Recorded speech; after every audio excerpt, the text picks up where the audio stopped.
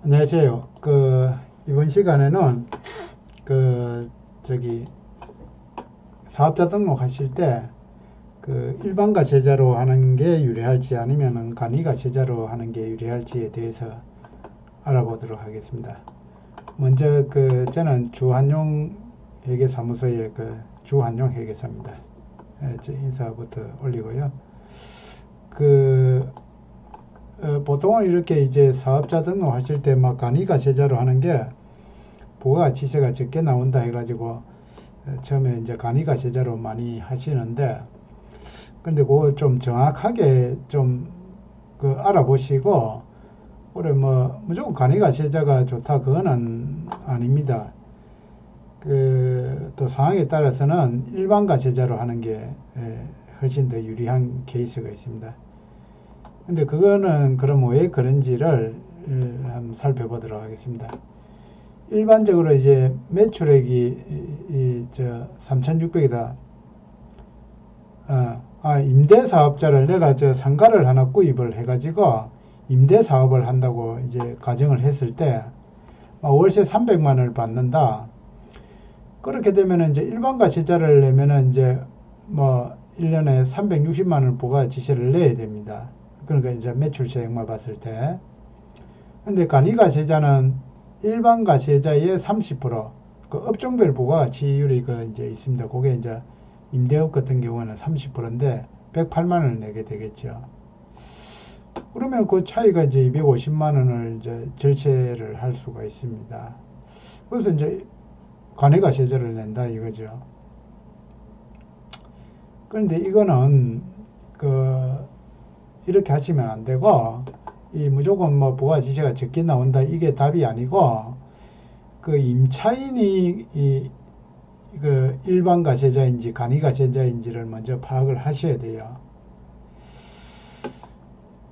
임차인이 일반 가세자일 것 같으면은 나는 매출 세액을 이렇게 360만 원 내지만은 임차인이 또 360만 원 자기 이제 세금 납부할 때 공제 받으니까 누구도 손해가 나지 않습니다.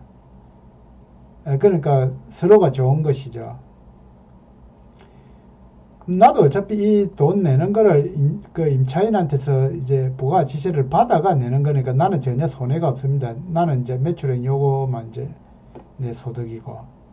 그런데 이제 관이가세자의 요는 이제 세금 계산서를 끊어내니까 이제 임차인도 매입세 공제를 받을 수가 있죠. 그런데 이제 간이가세자의 경우에는 세금 계산서를 발행을 못하니까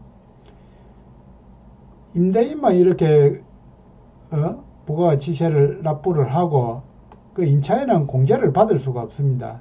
그래서 이 108만 원이 그대로 그냥 국가에 봉사하는 거죠.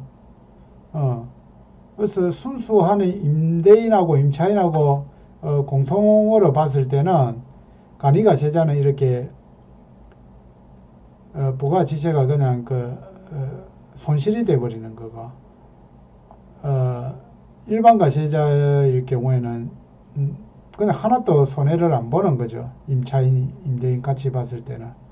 그래서 임차인이 일반 가세자일 경우에는 나도 일반 가세자를, 임대인도 일반 가세자,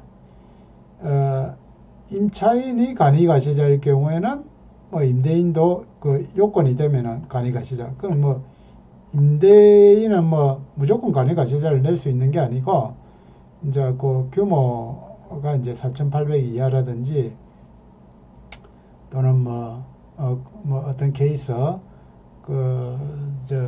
뭐 강남의 번화가라든지 뭐 여의도나 번화가 이런 쪽에는 뭐 조그만 분식집을 해도 간이가세자를 낼 수 없고 무조건 일반가세자를 내야 됩니다. 또는 업종이 뭐 제조업이라든지 그런 데는 이제 간이가세자를 낼 수가 없지만은, 그게 아니고 간이가세자를 낼 수 있다 하더라도 일반가세자를 내야 될 경우가 있다. 방금 설명한 것처럼 여기에서는 이제 뭐 임대업을 예를 들어 가지고 설명했지만은 뭐 임대업이 아니라 하더라도 나의 고객이 일반가세자일 것 같으면은 나도 일반가세자, 나의 고객이 이제 간이가세자이거나 일반 소비자일 경우에는 뭐 간이가세자를 낼 수 있는 여건이 되면은 간이가세자를 내는 게 방금 설명한 바와 같이 해서 더 유리합니다. 또 이제 하나 고려돼야 될 게 그에게 매입세액이 발생했는지, 그러니까 그에게 매입세액이 발생하면은 내가 환급받을 수가 있습니다. 일반 가세자일 경우에. 그래서 그에게 매입세액이 발생하면 일반 가세자를 내야지 간이가세자를 내버리면은 그 환급을 못 받습니다. 가령 뭐 인테리어 비용이 1억이 들었고 그럼 매입세액이 1,000만 원이 발생하고, 또는 상가를 하나 매입을 했는데 그거에 이제 건물분에 대해서 뭐 2억에 대해서 2천만 원이 세금계산서를 수취했다고 했을 때 그걸 저 부가지체 당장 임대료에 대해서 적게 낸다고 해서 간이가세자를 내버리면 그 1,000만 원, 2천만 원이 그냥 날아가 버리는 거죠. 일반 가세자를 내면 그걸 다 환급 받을 수가 있습니다. 이와 같이 그 처음에 이제 그 사업자 등록을 하실 때 저기 일반 무조건 간이가세자를 내시면 안 되고, 내 거래처가 나의 고객이 일반 가세자이냐 간이가세자이냐에 따라서 나의 거래처가 일반 가세자이면은 나도 일반 가세자를 내고, 그리고 이제 또 그에게 내가 이 사업을 하면서 그에게 매입세액이 발생했는지 그거에 따라서 이제 또 그걸 환급받기 위해서 환급 받으시려면 일반 가세자, 그렇지 않다면 간이가세자, 그렇게 해서 의사결정을 하시면 되겠습니다. 이상 그 사업자 등록하실 때 일반 가세자로 할지 간이가세자로 할지에 대해서 알아봤습니다. 늘 말씀드리지만은 좀 정보가 도움이 되셨다면 좋아요, 구독 버튼 좀 부탁드립니다.